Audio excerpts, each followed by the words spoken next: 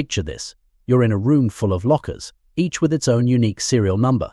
It's like a treasure trove waiting to be explored. But wait, you've got belongings from all your 10 friends to store in these lockers. Talk about a memory challenge.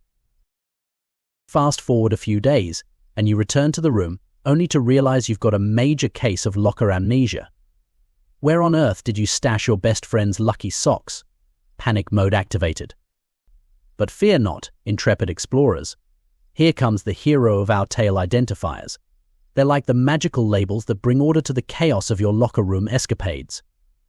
Now, with identifiers in hand, you can easily remember where you stashed each friend's prized possessions. From Bob's lucky socks to Sarah's secret stash of chocolate bars, no treasure will ever be lost again. Now, let's dive into a practical example to illustrate the power of Python variables and identifiers. Imagine we're developing a simple program to calculate the area of a rectangle. Let's bring our theoretical knowledge into action. In this example, we've defined two variables, length and width, representing the dimensions of the rectangle. Using these variables and the formula for calculating area, we've computed the area of the rectangle and stored it in the variable named area. By employing meaningful identifiers for our variables, we enhance the readability and maintainability of our code.